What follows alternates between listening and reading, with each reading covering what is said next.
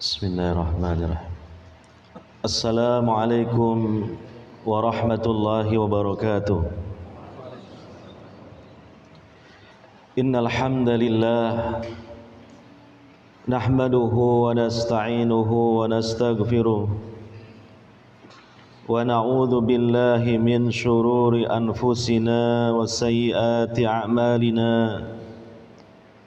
Man yahdillahu fala mudilla lahu wa man yudlil fala hadiya lahu.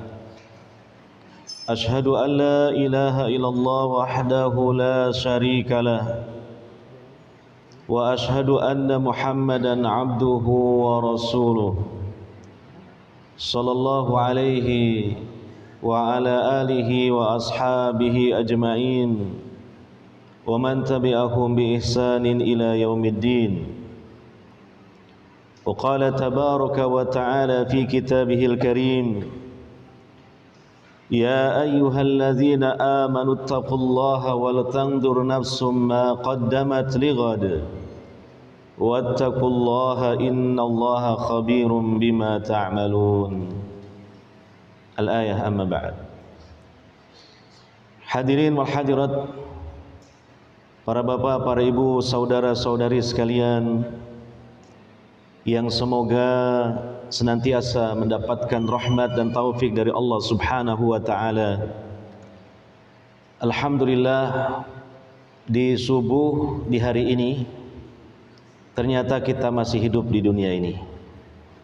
Allah masih memberikan kesempatan bagi kita sekalian, karena memang takdirnya kita masih Allah beri kesempatan itu. Untuk itu mari kita syukuri nikmat kesempatan yang Allah Ta'ala berikan kepada kita ini, dengan kita mengawali hari ini dengan aktivitas yang menjadikan Allah Subhanahu wa Ta'ala meridhoi kita.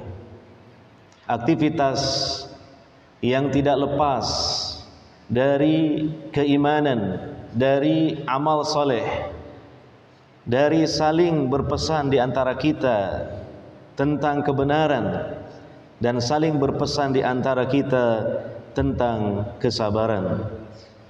Sebagaimana Allah Subhanahu wa taala menyebutkan hal-hal tersebut di dalam satu surah, yaitu surah Al-Asr, agar kita ketika Allah masih memberikan kesempatan kepada kita dalam keadaan senantiasa beruntung, tidak merugi. Allah Ta'ala berfirman, Bismillahirrahmanirrahim, wal asr, demi waktu asar. Artinya demi waktu yang Allah masih berikan kepada kita. Innal insana lafi khusr, sesungguhnya manusia benar-benar dalam keadaan merugi. Yang mengatakan merugi ini Allah Subhanahu wa ta'ala. Yang menilai merugi ini adalah Allah Subhanahu wa ta'ala. Berarti memang sebenar-benar kerugian. Kecuali orang-orang yang beriman dan beramal soleh dan saling berwasiat dalam kebenaran, serta saling berwasiat dalam kesabaran.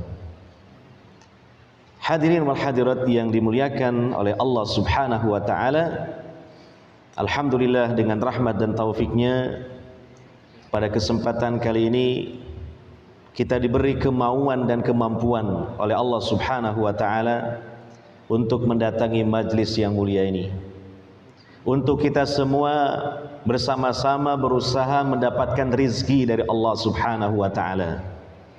Sebagaimana sebagian ulama mengatakan rizki itu ada dua. Yang pertama adalah rizki duniawi, yang kedua adalah rizki ukhrawi. Hendaknya ini kita catat, penjelasan ulama ini sangat bermanfaat sekali dalam hidup kita. Karena terkadang sebagian di antara kita, dan mungkin sebagian besar di antara kita, menganggap rizki itu hanya rizki duniawi. Dan ketika dia mengalami kerugian dalam rizki duniawi, seolah dia tidak mendapatkan apa-apa. Padahal belum tentu. Bisa jadi ketika dia sedang mengalami kerugian rizki duniawi, rizki ukhrawi pada sisi yang lain dia tetap dapatkan. Contoh, seorang Seorang pria yang sudah berkeluarga, dia tiap pagi berangkat bekerja. Tentunya ini contohnya adalah yang bekerjanya wira swasta, bukan pegawai. Dia mungkin berdagang ya, atau mungkin dia menjual jasa. Dia wira swasta, dia bekerja dengan tangannya sendiri. Maka bisa jadi di hari itu dia tidak dapat untung. Tetapi karena dia bekerja ini niatnya ikhlas karena Allah Subhanahu wa taala untuk menghidupi keluarganya, maka rizki duniawi mungkin dia tidak dapat, tetapi rizki ukhrawi tetap dia dapat berupa ganjaran dan pahala dari Allah Subhanahu wa taala. Nah, kita hadir di sini dalam rangka mencari rizki ukhrawi. Sebelum nanti insya Allah mungkin pagi-pagi kita mencari rizki duniawi. Dengan kita di sini melaksanakan salat sunnah, zikir, berdoa, salat fardu. Dengan kita menghadiri majlis ilmu, insya Allah dengan niat ikhlas karena Allah Subhanahu wa taala, kita mendapatkan rizki, khususnya rizki ukhrawi, berupa apa? Bertambahnya pahala dari Allah Subhanahu wa taala, bertambahnya iman kita dari Allah Subhanahu wa taala. Hadirin wal hadirat yang dimuliakan oleh Allah Subhanahu wa taala, pada kesempatan tausiah subuh di hari ini, saya akan menyampaikan nasihat, dan nasihat itu tentu pertama untuk diri saya pribadi sebagai sesama hamba Allah yang tidak lepas dari kelalaian-kelalaian, dan yang kedua adalah untuk hadirin dan hadirat sekalian yang dimuliakan oleh Allah Subhanahu wa taala, yaitu nasihat tentang persiapkanlah bekal terbaikmu. Artinya dalam kita menempuh perjalanan hidup ini, maka kita harus memiliki bekal. Sebagaimana dijelaskan oleh para ulama, disimpulkan dari keterangan ayat Quran dan hadis Nabi sallallahu alaihi wasallam, dan juga kenyataan sebagiannya yang dapat kita rasakan, bahwa perjalanan hidup seorang manusia itu melewati 6 marhalah, atau boleh disebut dengan istilah 6 fase dalam perjalanan hidup. Marhalah atau fase yang pertama adalah marhalatul adam, ketidakadaan. Kita semua dulu tidak ada ya. Siapa yang lahir mungkin tahun 1980, maka tahun 1978 lah, itu belum ada kita. Entah masih berupa apa itu. Ya, karena kita ini makhluk adalah syai'un muhdats, sesuatu yang baru yang diadakan oleh Allah Subhanahu wa taala dari ketidakadaan. Dan disinilah keagungan Allah Subhanahu wa ta'ala fil khalq, dalam menciptakan. Dia bukan merangkai seperti kita kan hanya merangkai. Dari air jernih dicampur gula dan madu, jadilah wedang madu ini. Merangkai kita. Tapi kalau kita membuat airnya, nggak ada yang mampu. Sedangkan Allah Subhanahu wa ta'ala dalam menciptakan itu adalah al-ijad. Dia mengadakan sesuatu dari ketidakadaan. Luar biasa, dan logika kita tidak mampu untuk merenungkannya terlalu dalam. Tapi buktinya, faktanya sangat jelas ada, termasuk adanya kita. Dari sebelumnya Adam tidak ada menjadi ada. Kemudian yang kedua, marhalatul arwah. Allah ciptakan kita berupa ruh. Dan Allah tempatkan di suatu alam yang di situ berkumpulnya para ruh. Dan Allah juga meminta persaksian kepada ruh, sebagaimana dalam Al-Quran disebutkan tentang rububiyah Allah, tentang uluhiyah Allah. Dan Allah mengatakan, alastu bi rabbikum qalu bala syahidna, bukankah aku ini Rabb kalian, sesembahan kalian? Qalu bala syahidna. Mereka mengatakan, arwah, para ruh memberikan kesaksian semuanya tanpa terkecuali, termasuk juga ruh kita dulu, cuma kita tidak ingat, bahwa kita mempersaksikan benar Engkau ya Allah sebagai Rabb dan ilah kami. Makanya setiap bayi yang terlahir, siapapun juga orang tuanya, dia terlahir di atas fitrah artinya di atas persaksian tauhid. Kullu mauludin yuladu 'alal fitrah. Setiap bayi yang terlahir, siapapun orang tuanya, di atas fitrah, di atas persaksian tauhid. Kemudian fase yang ketiga yaitu marhalatur rahim. Allah ciptakan jasad kita di rahim ibu kita, dan setelah genap 4 bulan atau 120 hari Allah tiupkan ruh sehingga berpadu antara ruh dengan jasad, maka hiduplah kita di dalam rahim ibu kita. Ini namanya marhalatur rahim. Kita mengalaminya, cuma kita tidak ingat, tapi ibu kita ingat. Kemudian yang keempat adalah marhalatud dunya, fase kehidupan dunia. Janin yang sudah besar, sudah berusia 9 bulan lebih, kemudian terlahir ke alam dunia. Maka ini adalah marhalah yang keempat, marhalatud dunya. Dan kita sekarang, saya mengingatkan untuk saya pribadi dan antum sekalian, sedang berada di marhalah yang keempat. Biar tahu posisi kita sedang di mana. Ibaratnya kita naik kendaraan, kita pasang Google Map, sampai tujuan mana, nah posisi kita sedang di mana ini? Di Mamuju apa di mana? Nah, ini perjalanan hidup kita. Setelah Allah ciptakan kita ini sebenarnya hidup kekal.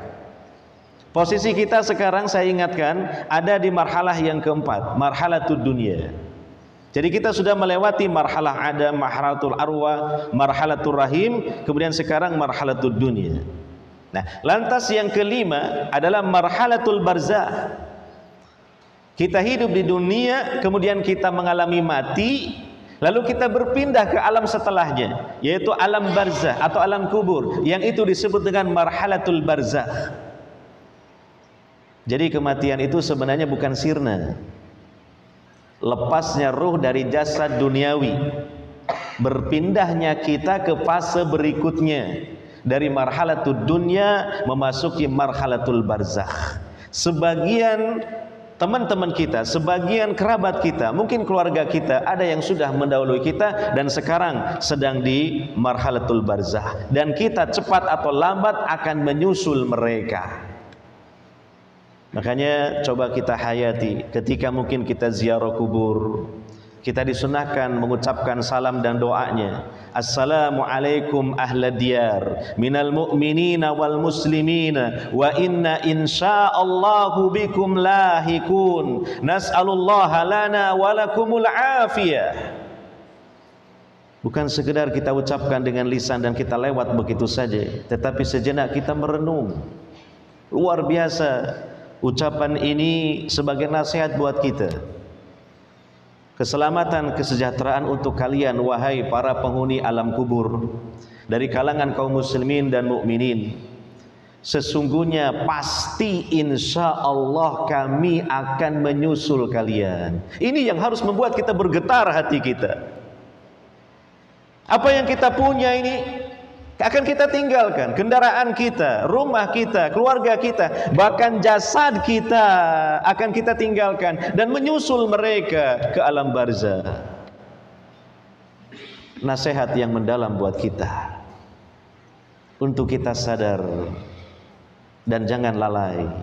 Perhatikan perjalanan hidup kita ini, sungguh sangat serius, sungguh sangat besar perkaranya yang Allah bebankan di pundak manusia, berbeda dengan binatang ataupun makhluk yang lainnya. Ini adalah marhalatul barzah. Dan yang terakhir, marhalatul akhirah, dimulai dengan dibangkitkannya manusia yang disebut dengan al-hasr wal ba'ats, dikumpulkan di mahsyar dan seterusnya sampai nanti terakhirnya bisa di surga atau sebaliknya di neraka. Dan dikatakan marhalatul akhirah bukan berarti di alam sana berakhir, tidak, tetapi letaknya di fase terakhir. Terakhir bukan berarti ada akhirnya. Marhalatul akhirah itu kekal dan abadi. Ini yang harus kita renungkan dengan serius. Kita hidup ini tidak main-main. Makanya kita berusaha semaksimal yang kita mampu untuk bisa mendapatkan keselamatan dan bahkan kebahagiaan dalam perjalanan hidup, terutama yang terakhirnya. Karena itu yang kekal abadi. Manusia itu kekal setelah Allah ciptakan, tidak mengalami kesirnaan. Makanya perhatikan tafsir dari ayat terakhir di surah An-Naba. Wa yaqulul kafiru ya laitani kuntu turaba.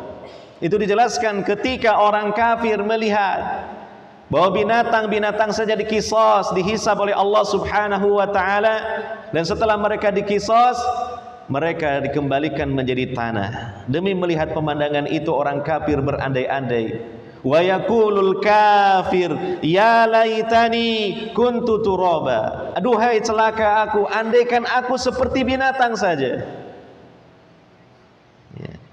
Seperti binatang dia kembali menjadi tanah, sirna, sudah tidak ada lagi perkara dan perhitungan. Tapi beda keadaan manusia, apalagi dia kafir. Allah masukkan ke dalam jahannam khalidina fiha abada, na'udzubillahi min dzalik. Makanya saya tadi menukil satu ayat, dan ini menjadi hal yang menjadi tema kita pada kesempatan tausiah kali ini, yaitu surah Al-Hasr ayat yang ke-18. Perlu kita renungkan ayat tersebut. Ya ayyuhalladzina amanu taqullah. Wahai orang-orang yang beriman, bertakwalah kalian kepada Allah. Wal tangdur nafsum ma qaddamat ligad. Dan hendaknya setiap jiwa, setiap pribadi manusia memperhatikan apa yang telah dia perbuatnya untuk menyongsong hari esok. Tafsir dari hari esok adalah akhirat. Karena memang hari esok itu ada dua, hari esok di dunia dan hari esok di akhirat. Hari esok di dunia belum tentu Allah kasihkan kepada kita. Jangan-jangan hari ini merupakan hari terakhir bagi kita. Bisa saja itu. Besok kita sudah tidak ada lagi di dunia ini. Dan seandainya Allah memberikan hari esok, tapi pasti tidak ada nanti hari esok, karena dunia ini kita hidup tidak selamanya. Makanya yang dimaksud dengan hari esok yang hakiki adalah akhirat. Mari kita berusaha untuk menyongsong kehidupan akhirat. Dengan apa? Allah mengatakan lagi pada kelanjutan ayat tersebut, wattaqullaha innallaha khabirum bima ta'malun. Dan bertakwalah kalian kepada Allah. Allah merintahkan dua kali pada ayat tersebut untuk bertakwa. Itulah bekalnya, itulah sesuatu yang kita gunakan menyongsong hari esok di akhirat. Maka di ayat yang lain Allah mengatakan fatazawwadu fa inna khairazadi taqwa. Berbekalah kalian semua, sebaik-baik seutama-utama bekal adalah takwa, karena tidak ada bekal yang bisa ke akhirat, yang dapat kita bawa ke akhirat, kecuali bekalnya berupa takwa. Hadirin wal hadirat yang dimuliakan oleh Allah Subhanahu wa taala. Orang yang paling cerdas dalam hidup ini adalah orang yang mempersiapkan dirinya untuk menyongsong hari esok akhirat. Dengan dia mengupayakan secara maksimal mengumpulkan bekalnya, dan tidak ada bekal lain kecuali satu, yaitu takwa. Adapun kalau ada orang cerdas selain ini, itu kecerdasannya tingkatnya di bawahnya. Ada orang cerdas dalam urusan duniawi, dia sampai berhasil sukses, mengumpulkan harta yang banyak, memiliki jabatan yang tinggi, dan bahkan dia memiliki popularitas. Tetapi apa? Itu sifatnya fana. Setelah dia meninggal dunia, semuanya itu dia tinggalkan, sama sekali dia tidak bisa membawanya. Oleh karena itu, orang yang paling cerdas, orang yang jenius dalam hidup ini, orang yang memiliki orientasi akhirat. Dengan dia memperbanyak amal-amal soleh sebagai satu-satunya bekal untuk dia bawa ke alam akhirat. Dan puncak kesuksesan hidup adalah selamat dari neraka Allah, kemudian masuk surga. Perhatikan ini puncak kesuksesan. Kalaupun ada kesuksesan yang lain, itu masih jauh di bawahnya. Ya, yang ini harus menjadi cita-cita tertinggi kita, menjadi target utama kita dalam hidup di dunia yang singkat dan terbatas ini. Dan ini Allah sendiri yang menjelaskan tentang puncak kesuksesan, yaitu dalam Al-Quran surah Ali Imran ayat 185. Allah subhanahu wa ta'ala berfirman pada ayat tersebut, kullu nafsin dha'iqatul maut wa innama tuwaffawna ujurakum yawmal qiyamah faman zuhziha 'anil nari wa udkhilal jannata faqad faz wa mal hayatud dunya illa mata'ul ghurur. Setiap makhluk yang bernyawa pasti akan merasakan kematian, dan sesungguhnya hanyalah kalian akan disempurnakan ganjaran kalian pada hari kiamat. Maka barang siapa yang diselamatkan dari neraka dan dimasukkan ke dalam surga, sungguh dia telah sukses, faz, sukses, berhasil, beruntung, berjaya. Dan tidaklah kehidupan dunia ini melainkan perhiasan yang banyak menipu. Perhatikan, ayat ini luar biasa. Boleh kita jadikan sebagai pedoman hidup ini. Artinya menjadi langkah-langkah kita dalam hidup ini. Perhatikan ayat ini, karena ayat ini kalau kita perhatikan ada 4 poin. Yang pertama, kullu nafsin dha'iqatul maut. Kita diingatkan bahwa kita ini pasti akan mati. Dan mengingat kematian seutama-utama nasihat bagi kita. Makanya Nabi mengatakan dalam hadis, aksiru dzikra hadzimil ladzat ya'nil maut. Perbanyak oleh kalian mengingat-ingat sang pemutus segala kenikmatan duniawi, kelezatan duniawi, yaitu al-maut, kematian. Orang yang selalu ingat kematian, insya Allah hatinya hidup. Artinya orang yang beriman kalau selalu mengingat kematian, insya Allah hatinya hidup. Karena apa? Kalau sudah ingat mati, apa yang mau dibesarkan dari dunia ini? Ya. Dan juga kalau dia ingat mati, maka dia akan bersegera untuk beramal soleh. Dan kalaupun dia beramal, dia akan upayakan untuk ikhlas. Karena kalau tidak ikhlas, amal itu tidak bisa dibawa mati. Hanya tersangkut di dunia. Mungkin orang mengenang, mungkin orang memuji, mungkin orang mengagumi. Hanya itu saja, nyangkut di dunia. Amalan yang baik yang bisa dibawa mati, amalan yang ikhlas karena Allah subhanahu wa ta'ala. Maka luar biasa nasihat dengan kita mengingat apa? Kematian itu. Nah, di antaranya adalah ziarah kubur. Nabi SAW mengatakan, fazuruha fa innaha tudzakirukumul akhirah. Ziarah kuburlah kalian, karena hal itu dapat mengingatkan kalian kepada akhirat. Nah, ini sebagai satu kritikan yang membangun kita salafiyin ahlus sunnah wal jamaah. Memang kita sendiri mengakui sudah banyak meninggalkan satu sunnah ini. Ya, kita mungkin mengkritiklah sebagian saudara kita yang ziarah kubur yang memang tidak sesuai dengan tuntunan Nabi sallallahu alaihi wasallam, tapi kita sendiri tidak pernah ziarah kubur yang sesuai dengan sunnah Nabi sallallahu alaihi wasallam.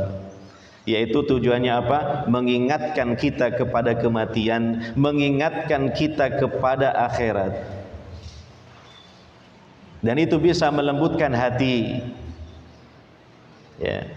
Sebagaimana sahabat Utsman bin Affan radhiyallahu anhu, apabila beliau melewati kuburan, beliau berhenti sejenak, merenung, kemudian menangis dengan tangisan yang keras. Sehingga sahabat di sampingnya terheran-heran, lalu bertanya, kenapa engkau kalau melewati kuburan berhenti merenung dan menangis? Kata beliau, bagaimana tidak, aku merenungi seseorang yang ada di alam kubur. Kalau di alam kubur dia sudah mendapatkan nikmat, maka setelahnya perjalanannya menjadi mudah. Tetapi kalau di alam kubur dia sudah mendapatkan siksanya, bagaimana keadaan setelahnya? Sungguh alam kubur ini adalah suatu pendahuluan dari perjalanan setelahnya. Jadi hati akan melembut. Kemudian poin yang kedua, wa indama tuwaffawna ujurakum yaumal qiyamah. akan ditunaikan oleh Allah, memberikan pahala kepada hambanya yang beriman atas ibadah dan amal solehnya. Maka dari keterangan ini, kita sebagai orang yang beriman, yang terus beribadah kepada Allah sepanjang hidup di dunia ini, kita harus sabar. Karena Allah memberikan ganjarannya bukan sekarang, tapi nanti kalau kita sudah mati. Kemudian poin yang ketiga, itu tentang kesuksesan puncak. Siapa yang diselamatkan dari neraka masuk ke surga, itulah orang yang sukses. Nah, kita pun seperti itu ya. Jangan ada apa-apa saya masuk neraka dulu, yang penting nanti terakhirnya masuk surga. Emang mampir di warung makan, mampir ke neraka itu. Iya. Satu hari di akhirat sama dengan 1000 tahun lah. Bagaimana kalau kita masuk nerakanya itu 1000 hari? Ya, berarti 1000 kalikan 1000 berapa? Lah itu. Dan tidak bisa kita bayangkan bagaimana pedihnya siksaan di neraka. Allah menyimpulkan dalam Al-Qur'an, "Wa ma asbarahum ya 'alan nar." Tidak ada di antara mereka yang sabar. Tidak bisa disabari siksaan api neraka itu, sekuat apapun orang. Ya, jadi kita jangan berpikiran tidak apa-apa mampir dulu, yang penting nanti dapat syafaat kemudian keluar dari neraka masuk surga. Bukan begitu. Jangan sampai kita mampir sama sekali. Bahkan ketika kita melewati sirat, yang disebutkan dalam hadis Nabi SAW, bermacam-macam orang melewati sirat. Itu kalau bisa ketika melewatinya secepat kilat, kalbar, seperti kilat. Ya kan? Karena ada yang seperti orang berlari, ada yang seperti naik kendaraan, ada yang seperti berlari, ada yang berjalan kaki, ada yang merangkak. Nah, itu tergantung ketika di dunianya. Kecepatan dia di dalam beriman dan beramal soleh menentukan kecepatan dia ketika melewati sirat. Oleh karenanya, sebagai contoh ya, ketika kita di rumah sedang tidur mendengarkan adzan subuh dikumandangkan, ya, sampai pada kalimat tathwib, as-salatu khairum minan naum. Salat lebih baik daripada apa? Daripada tidur. Itu maknanya, kata khairan di situ, salat itu sangat baik, tidur sangat jelek. Bukan karena berdasarkan terjemahan bahasa Indonesia, oh tidur pun masih baik lah, cuma kurang baik sedikit daripada salat. Bukan begitu. Karena kata khair kita menerjemahkan apa? Lebih baik. Bukan itu maknanya. Kalau kita menyambut panggilan adzan, kita salat, itu sangat baik. Kalau kita tidur tidak salat, sangat jelek sekali, berdosa besar. Dan kita jangan berleha-leha, bersegera. Kita mengenal adanya syarat diterimanya amal, juga ada keutamaan amal. Di antaranya apa? Al-mubadarah, bersegera. Jangan suka berlambat-lambat, jangan suka menyandang status masbuk. Salat jamaah masbuk, taklim masbuk, semua masbuk. Sampai kita dipanggil Mas Buk. Orang Jawa kan panggilannya Mas kalau laki-laki gitu. Mas Buk ternyata. Aduh.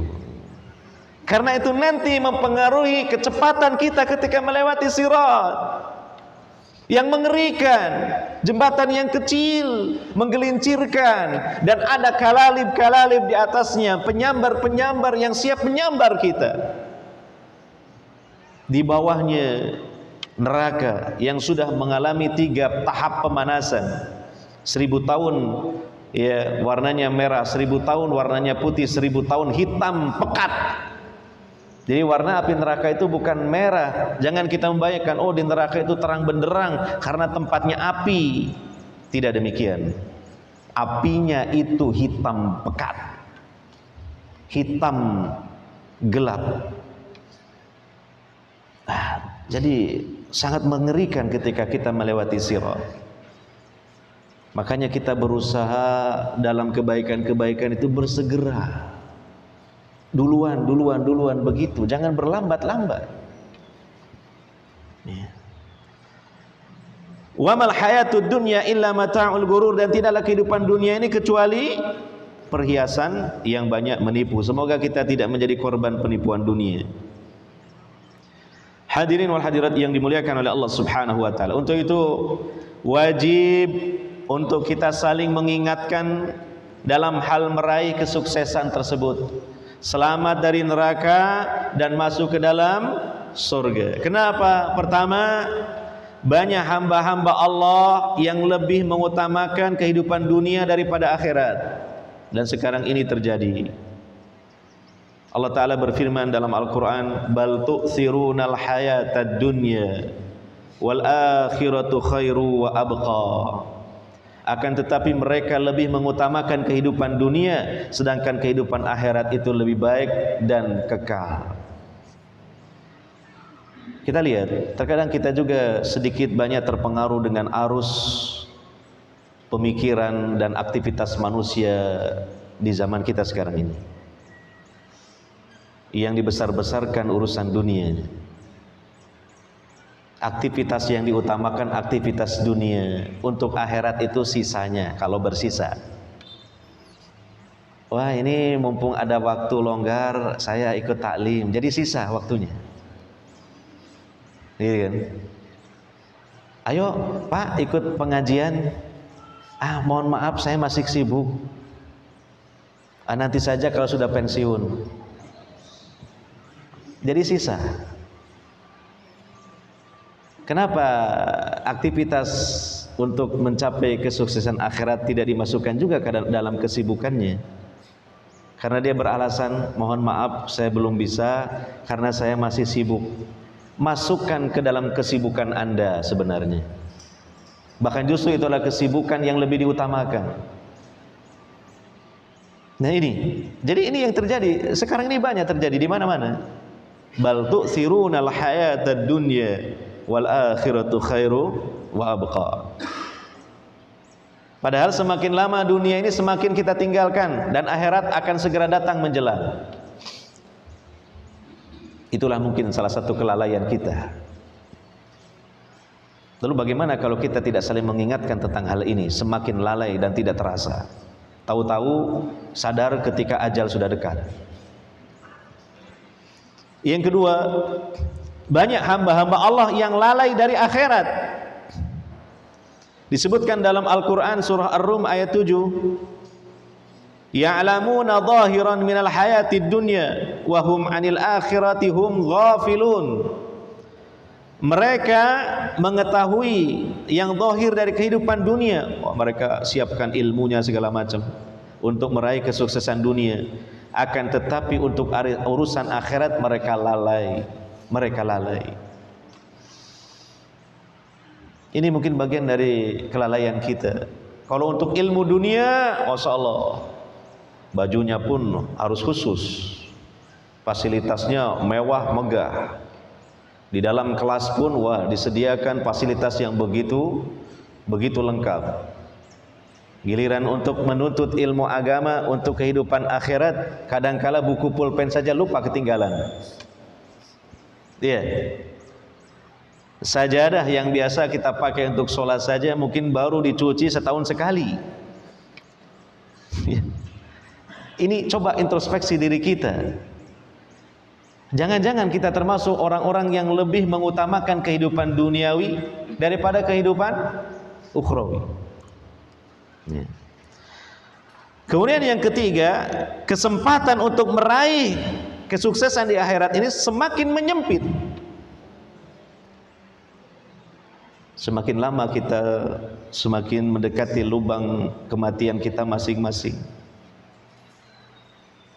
Hari ini kita hidup dibanding kemarin itu lebih dekat dengan kematian kita 1 hari daripada kemarin. Betul apa tidak?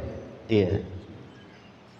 Dan itu akan terus berjalan, dan semakin dekat akhirnya habis kesempatan, matilah kita. Makanya ini kesempatannya terbatas, harus bersegera kita. Allah mengatakan di Al-Quran, wasari'u ila magfiratin min rabbikum wa jannah arduhas samawati wal ard wa iddat lil muttaqin. Surah Al-Imran ayat 133. Lihat terjemahannya di buku antum, di buku terjemahan antum. Kemudian sebagian dari pemandangan sorga dan neraka Allah sebutkan dalam Quran maupun dalam hadis. Makanya sudah saatnya ya kita ini membaca-baca buku-buku, kitab-kitab para ulama yang menyebutkan surga, yang menyebutkan neraka. Telah ada itu bukunya, seperti yang dikarang oleh Imam Ibnul Qayyim Al-Jauziyah tentang surga, Hadil Arwah ila Biladil Afrah, dan sudah ada terjemahannya, Tamasya ke Surga. Demikian buku tentang neraka seperti yang ditulis oleh Imam Ibnu Rajab Al-Hambali. Baca itu.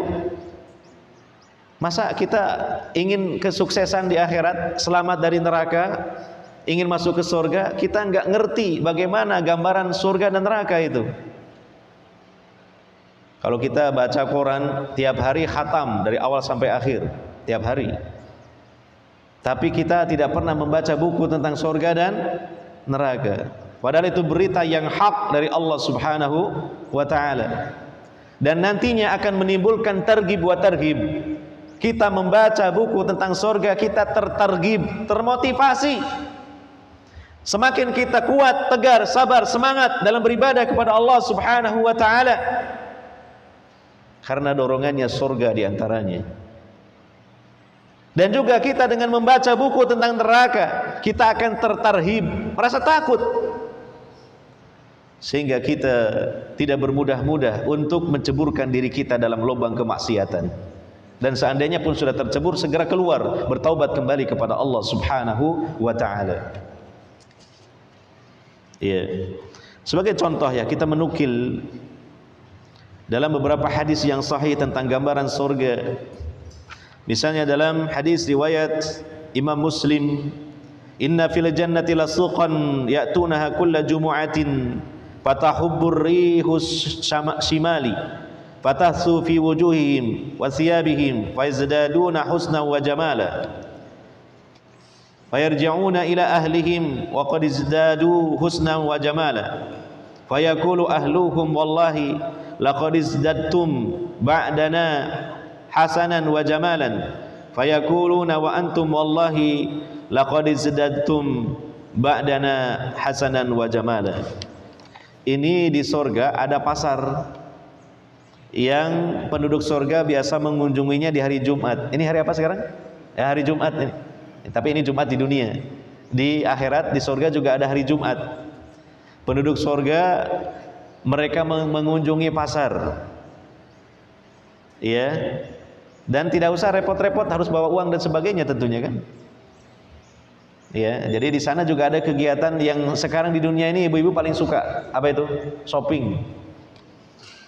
Ya, shopping. Di surga ini ada shopping. Ya, setiap hari Jumat. Kemudian ditiupkanlah angin utara menerpa wajah mereka dan pakaian mereka sehingga mereka semakin indah, semakin tampan wajahnya. Kemudian mereka kembali ke keluarga mereka dan semakin bertambah tampan dan keindahannya. Sehingga keluarga mereka itu mengatakan, demi Allah, sungguh setelah engkau meninggalkan kami dan sekarang kembali, engkau semakin bertambah tampan dan semakin indah. Maka juga suaminya ini yang pergi ini juga sama mengatakan, kalian juga sama, demi Allah, semakin bertambah setelah kami tinggalkan kecantikannya dan keindahan kalian. Nah, kalau kita kan di dunia ini pergi ke pasar pulangnya tambah lusuh ya, karena ya, masuk ke tempat yang ya mungkin kumuh dan sebagainya ya. Berangkat ke pasar baju kita wangi, begitu pulang sudah aromanya berubah, aroma ayam, aroma ikan laut dan sebagainya. Itu. Nah, kemudian di hadis Al-Bukhari Nabi mengatakan, walau anna imra'atan min ahlil jannah ittala'at ila ahlil ard la adha'at ma bainahuma wa la mala'athu rihan wa la nasifuha ala ra'siha khairun minad dunya wa ma fiha.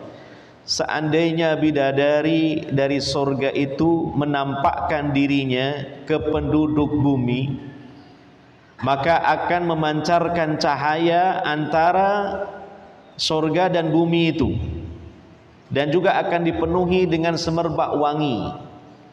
Sungguh ya, penutup kepalanya bidadari, kerudungnya bidadari itu lebih baik daripada dunia dan seisinya. Itu baru apanya?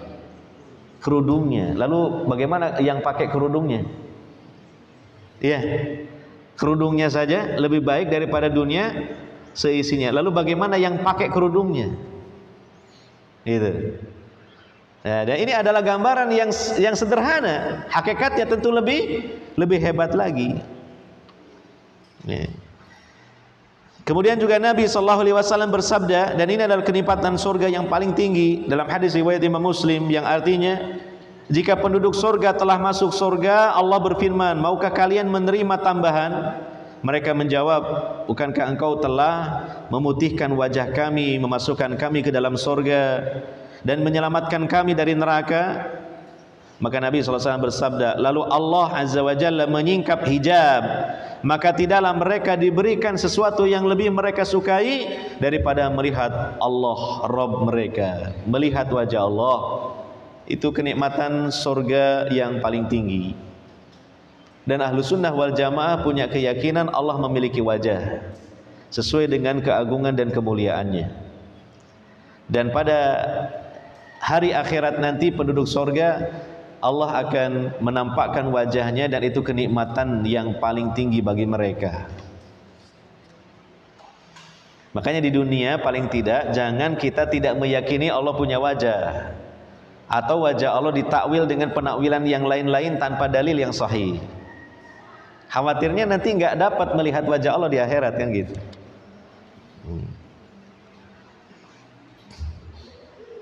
Nah, itu sekilas saja, ya. Bagaimana keindahan surga itu. Kemudian, dan ini sebagai PR lah mungkin ya, karena waktunya sudah mau habis. Coba dilihat di rumah Al-Quran dan terjemahannya lah, paling tidak. Di dalam surah Ali Imran ayat 14 sampai 17. Di situ Allah Subhanahu wa taala menyebutkan bahwa orang yang masuk surga itu orang yang bertakwa. Dan takwa itu ada beberapa kriterianya. Itu disebutkan di mulai ayat 14 sampai 17 surah Ali Imran. Kemudian kita menukil, ya, penjelasan dari Syekh Abdurrahman bin Nasir As-Sa'di rahimahullah dalam tafsir beliau berkaitan dengan ayat-ayat tadi. Beliau mengatakan ayat-ayat tersebut, ya, mengandung penjelasan tentang keadaan manusia di dunia, bahwa mereka kebanyakan berambisi untuk mendapatkan kenikmatan-kenikmatan dunia, padahal itu adalah perhiasan yang akan sirna.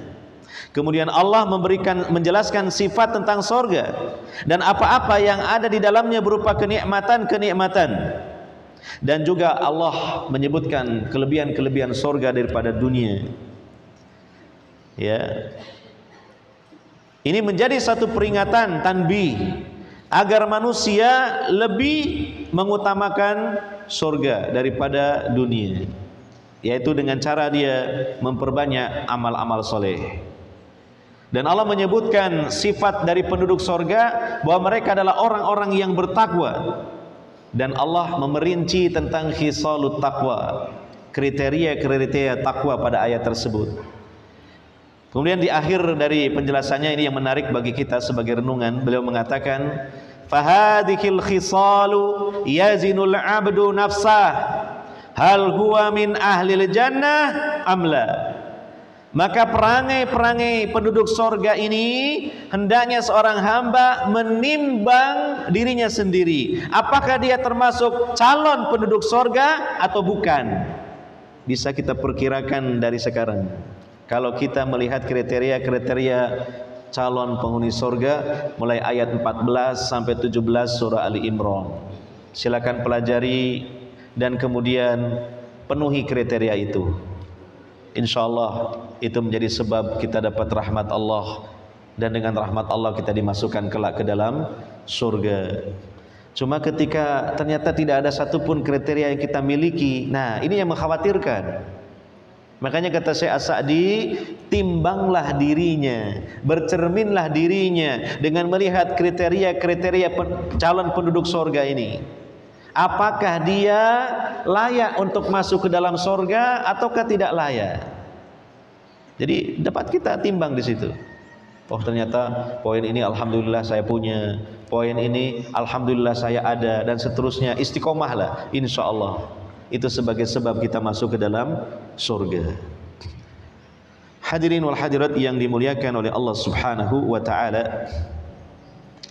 Sebenarnya kalau kita mau memperhatikan kegiatan kita dalam setiap hari, hakikatnya kegiatan kita setiap hari itu adalah kita sedang memesan kepada Allah Subhanahu wa taala. Apakah memesan surga ataukah memesan neraka? Ini tercermin dari sebuah hadis Nabi sallallahu alaihi wasallam dalam Al-Arba'in Nawawi. Diriwayatkan oleh Imam Muslim, Nabi bersabda, "Kullun nas yagdu, faba'i'un nafsah, famu'tikuha au mubikuha." Setiap manusia beraktivitas, berangkat pagi-pagi, maka dia menjual dirinya. Bisa jadi dia memerdekakan dirinya, maksudnya memerdekakan dari neraka Allah, atau bisa jadi dia membinasakan dirinya masuk ke dalam neraka. Artinya setiap hari kita beraktivitas seperti apa? Ada aktivitas yang menyebabkan masuk surga, ada aktivitas yang menyebabkan masuk neraka. Maka boleh kita sebut dengan istilah tiap hari kita beraktivitas beramal itu kita sedang memesan kepada Allah. Nah pertanyaannya, apakah memesan surga ataukah memesan neraka? Kalau orang tiap harinya rajin bermaksiat, dengan kata lain dia sedang memesan neraka kepada Allah. Maka ketika Allah nanti di akhirat memasukkannya ke dalam neraka, jangan salahkan Allah, salahkan dia sendiri. Kenapa ketika di dunia dia memesan neraka? Makanya kita upayakan aktivitas kita setiap hari ini memesan surga kepada Allah. Bangun bahkan sebelum subuh, baca doa. Setelah kita tidur, kita ambil air wudhu, kita sholat malam. Ini memesan surga. Datang waktu subuh, segera kita ke masjid, sholat berjamaah, memesan surga. Berzikir, mengikuti pengajian, berangkat bekerja mencari nafkah untuk memenuhi kebutuhan keluarga karena Allah, memesan surga. Kalau suatu saat kita melakukan maksiat, itu sedang memesan neraka. Maka kalau kita sudah memesan neraka, segera taubat kepada Allah untuk dibatalkan memesan neraka. Begitu. Itu bahasa yang lain dari hadis Nabi sallallahu alaihi wasallam, kullun nas yagdu faba'i'un nafsah famu'tikuha au mubikuha. Catatan penting tentang takwa, catatan penting tentang takwa.